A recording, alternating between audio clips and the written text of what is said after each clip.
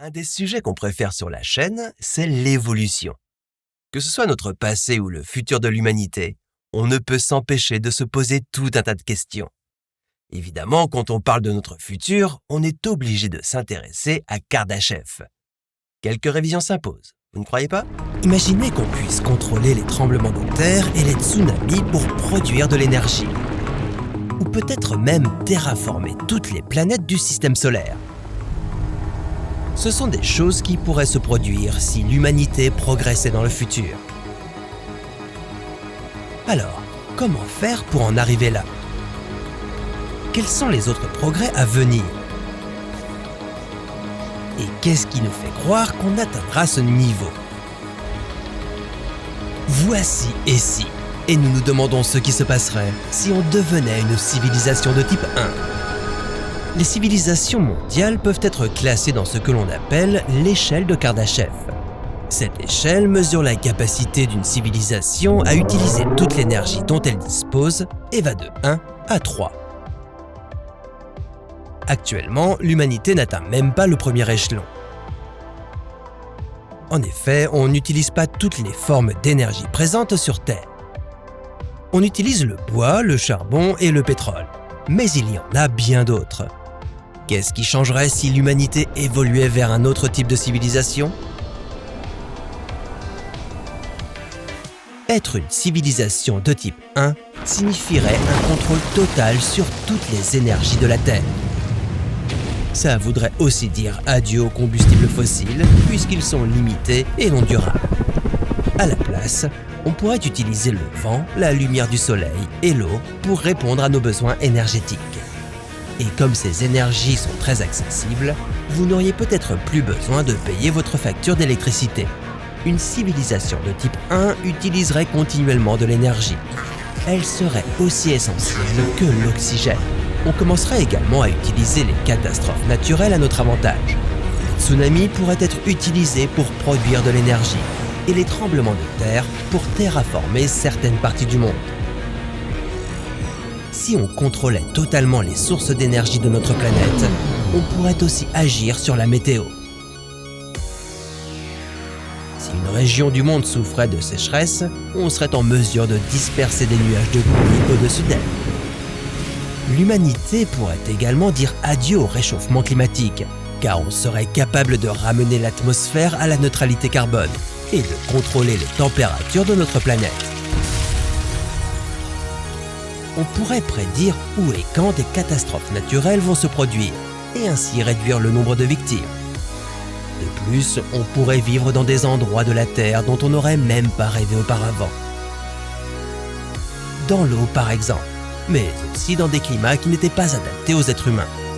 Ouais, vivre dans une civilisation de type 1, ça serait vraiment génial. Mais avec une vie aussi parfaite, peut-être qu'on s'ennuierait un peu. Alors, et si on poussait l'humanité un peu plus loin et qu'on devenait une civilisation de type 2 ou même de type 3? Être une civilisation de type 2 signifie qu'on pourrait exploiter l'énergie du soleil et l'utiliser à notre guise, non seulement sur Terre, mais aussi dans l'ensemble du système solaire. On serait capable d'utiliser son énergie pour se rendre sur Mars et la terraformer, ou même une planète comme Neptune. Devenir une civilisation de type 3 nous permettrait d'utiliser toute l'énergie de la galaxie. Depuis l'invention de l'échelle de Kardashev dans les années 60, les scientifiques ont imaginé des civilisations de 4e et 5e type. C'est là que les choses se compliquent. C'est difficile de les définir complètement car elles dépassent notre compréhension actuelle de la physique. Mais on peut dire que devenir une civilisation de type 4 ou de type 5 signifie qu'on pourrait exploiter l'énergie de l'univers tout entier et le traverser avec facilité. Et devenir une civilisation de type 5 signifie que l'on serait pratiquement des dieux. On pourrait contrôler et manipuler l'univers comme on le souhaite. Il est impossible de dire quand on pourra évoluer vers ces civilisations, mais les experts s'accordent généralement à dire que l'humanité pourrait atteindre le type 1 d'ici une centaine d'années. Mais ça suppose que l'humanité vive suffisamment longtemps. réchauffement climatique ne cesse de s'aggraver. Et avec l'humanité qui ne prend pas les mesures qui s'imposent pour l'arrêter, on ne sait pas ce qui peut se passer. Ce serait vraiment incroyable de vivre dans une civilisation de type 1. Mais il semblerait que ce ne soit pas pour notre génération, à moins qu'on ne trouve le moyen de devenir immortel. Mais je m'égare. Regardons plutôt à quoi ressemblerait la vie dans une civilisation encore plus avancée, le type 2.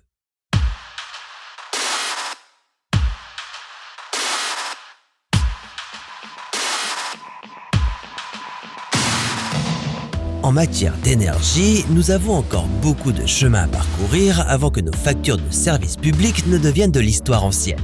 Sur l'échelle de Kardashev, nous sommes toujours à une civilisation de type 0. Mais nous sommes plus proches que jamais de maîtriser l'énergie de la Terre. Alors, que faudrait-il pour que nous devenions une civilisation de type 2 ou civilisation stellaire ? Comment pourrions-nous exploiter l'énergie de notre Soleil ? Qu'est-ce qui pourrait nous empêcher d'atteindre le niveau suivant sur l'échelle ? Comment nos vies changeraient-elles ? Voici et si, et nous nous demandons ce qui se passerait si nous devenions une civilisation de type 2. Si vous découvrez l'échelle de Kardashev, pour simplifier, c'est une façon de mesurer le niveau d'avancement technologique d'une civilisation basée sur la quantité et les types d'énergie qu'elle peut utiliser. En tant que civilisation de type 0, nous sommes une culture subglobale. Cela signifie que nous obtenons encore la majorité de notre énergie de sources organiques comme le bois, le charbon et le pétrole. Pour atteindre le type 1, nous devrons maîtriser l'utilisation de toutes les formes d'énergie sur Terre, pas seulement les combustibles fossiles.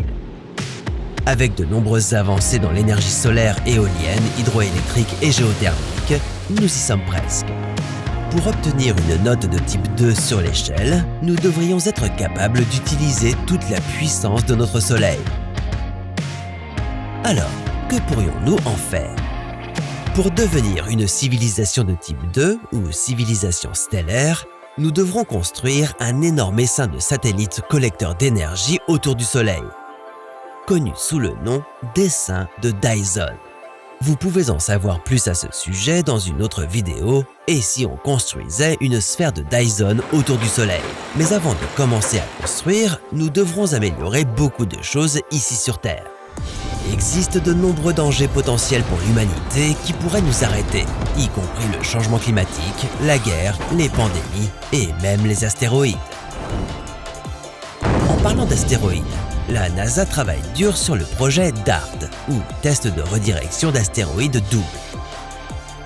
En 2021, la NASA a lancé une fusée sur une trajectoire de collision avec l'astéroïde proche de la Terre, Didymos, qui orbite autour de l'astéroïde plus grand et plus menaçant, Didymos. Cette collision devait augmenter la vitesse orbitale de Didymos d'environ 4 minutes, ce qui est juste suffisant pour altérer la trajectoire de l'astéroïde plus grand Didymos loin de la Terre, créant la première pluie de météores artificiels. Si cela s'avère être une défense réussie contre les astéroïdes menaçants, cela pourrait nous aider à ouvrir la voie pour devenir une civilisation de type 1 et éventuellement de type 2 si nous avons de la chance. Cela dit, si nous avions le pouvoir de notre Soleil entier à portée de main, nous pourrions simplement vaporiser toutes les menaces potentielles pour notre planète. En fait, nous pourrions déplacer la Terre hors de danger si nous le voulions. Théoriquement, nous pourrions contrôler les orbites de tout dans notre système solaire. Utiliser un essaim de Dyson pourrait également rendre d'autres planètes plus habitables. Avec l'aide de ces satellites solaires, nous pourrions contrôler soigneusement la température de n'importe quelle planète en redirigeant l'énergie du Soleil. Nous pourrions commencer à terraformer des planètes proches pour nous donner de nouveaux endroits où vivre. Cela nous permettrait même de prendre des vacances interplanétaires. Qui est partant pour un voyage de ski sur Mars ? En fait, pourquoi s'arrêter à Mars ? Avec une énergie solaire illimitée à notre disposition, nous pourrions voyager presque partout dans notre système solaire. La technologie à ce stade rendrait probablement les voyages spatiaux accessibles et abordables pour tout le monde. Actuellement, un billet pour l'espace pourrait vous coûter de 250 000 $ à des dizaines de millions de dollars. Aïe, tant pis pour mon hypothèque. C'est totalement fou. On a presque du mal à s'imaginer de tels changements, vous ne trouvez pas? En tout cas, Kardashev a imaginé encore un type de civilisation après le type 2. Et c'est, je vous donne dans le mille, le type 3. Super original.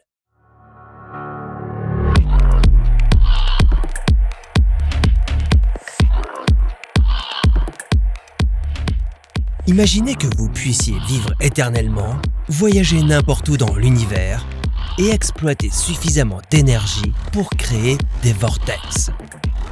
Si vous faites partie du club ultra exclusif des civilisations de type 3, ce ne sont là que quelques-uns des luxes quotidiens dont vous disposez. Alors, comment nous, faibles terriens, pouvons-nous atteindre un tel niveau de puissance? Mais surtout, est-ce que ça vaut la peine d'essayer? Comment nos vies seraient-elles transformées si l'on devenait une civilisation de type 3? La technologie sera-t-elle à notre service ou contre nous? De quoi aurait-on besoin pour arriver à une civilisation de type 4? Voici et si, et nous nous demandons ce qui se passerait si on devenait une civilisation de type 3. Sur l'échelle de Kardashev, qui mesure la capacité technologique d'une civilisation à exploiter de l'énergie, nous en sommes encore au type 0. Pour passer au type 1, il nous faudrait tirer pleinement parti de toute l'énergie de la Terre et de toute l'énergie qui parvient jusqu'à nous, comme la lumière du Soleil. Selon le physicien Michio Kaku, on y arrivera d'ici un siècle ou deux. Mais pour atteindre le type 2, où nous serions capables d'exploiter l'énergie de notre Soleil, Kaku estime qu'il nous faudrait encore quelques milliers d'années. Ce qui est honnêtement plutôt optimiste. Pour atteindre le type 3, c'est-à-dire une civilisation qui exploiterait l'énergie de toute sa galaxie, Michio Kaku estime qu'il faut compter entre 100 000 à 1 million d'années. Si on parvenait à avancer d'1 million d'années, à quoi ressemblerait notre vie?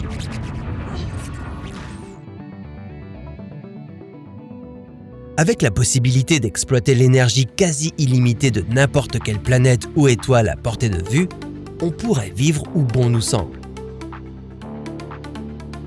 Peut-être qu'on pourrait construire une Terre encore meilleure, ou un système solaire entièrement nouveau en partant de zéro.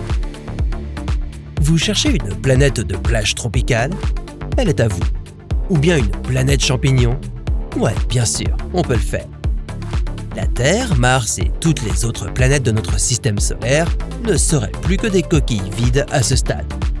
On aurait extrait toutes leurs ressources pour construire des sphères de Dyson.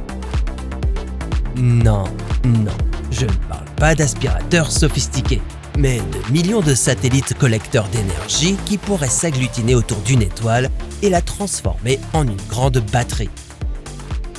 Mais pour véritablement devenir une civilisation de type 3, on aurait besoin de plusieurs sphères de Dyson qui collecteraient une quantité insondable d'énergie provenant de toutes les étoiles de notre galaxie. À ce stade, la biotechnologie aura été exploitée à son maximum et les êtres humains seraient probablement devenus une race de cyborgs si avancés qu'on ne pourrait plus les distinguer des robots. Le nouveau pas de danse connu pourrait devenir l'humain.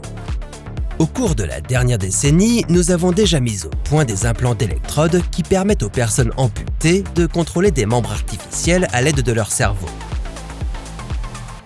Donc, on a des implants cérébraux qui nous permettent d'entendre et de percevoir les couleurs. Et Elon Musk travaille à la fusion de l'IA et du cerveau humain avec sa société Neuralink. Imaginez un peu où cette évolution technologique nous mènera dans 1 million d'années. Pour survivre au voyage à vitesse de distorsion, on devra peut-être modifier nos corps de chair et d'os pour les rendre plus résistants. Et là, on prend nos rêves pour des réalités. Avec l'amélioration exponentielle de l'IA, les robots deviendront rapidement plus intelligents et plus nombreux que les humains. Ils pourraient nous considérer inutiles, pleurnichards et carrément obsolètes. Si on a de la chance, ils nous garderont comme animaux domestiques ou sauvages. Ou alors, on devra commencer à se comporter davantage comme eux en nous débarrassant de nos émotions ou de notre conscience. À ce stade, l'IA s'auto-reproduirait à une échelle exponentielle et pourrait dépouiller une planète sans le moindre remords pour les créatures qui y vivent. Pardon les gars, mais vous connaissez notre slogan. Nous sommes les Borg et toute résistance est futile. Avec nos ressources presque illimitées en tant que civilisation de type 3, on aurait assez de puissance pour exploiter l'énergie de Planck, l'énergie de l'espace-temps. À ce niveau, la physique serait très différente de celle que nous connaissons aujourd'hui. Selon la théorie de la relativité d'Einstein, il est impossible de voyager plus vite que la lumière. Mais à l'échelle de Planck, on pourrait construire un trou de verre pour nous déplacer. En tant que civilisation de type 3, avec un approvisionnement en énergie presque infini, on n'aurait pas besoin de gérer les ressources. À ce stade, on serait comme des dieux, et on aurait suffisamment de biotechnologie pour nous garantir l'immortalité et nous rendre presque indestructibles. Si quelque chose se mettait en travers de notre chemin, on pourrait simplement claquer des doigts et basta. Avec le temps, on finirait quand même par épuiser les ressources de toute la galaxie. Dans ce cas, il faudra progresser pour devenir une civilisation de type 4 ou 5, afin d'explorer et de récolter l'énergie du reste de l'univers. Sans limite de ressources en tant que civilisation de type 4, on n'aurait aucune raison d'apprécier l'univers qui nous entoure au-delà de nos propres gains technologiques. En d'autres termes, on s'ennuierait beaucoup. Comme quand on termine un jeu vidéo à 100% avec le niveau de difficulté le plus élevé. Et donc, on fait quoi maintenant? Ne vous inquiétez pas, on a encore beaucoup de choses en réserve avant que les robots ne prennent le dessus. Même s'il existe aujourd'hui d'autres types de civilisations encore plus avancées imaginées par des scientifiques modernes, c'est tout ce que Kardashev avait envisagé à son époque. Mais c'est déjà super impressionnant quand on y pense. Dans quel type de civilisation vous verriez-vous bien vivre? Si jamais vous avez envie d'en savoir plus, cliquez sur la prochaine vidéo pour aller encore plus loin dans l'évolution humaine.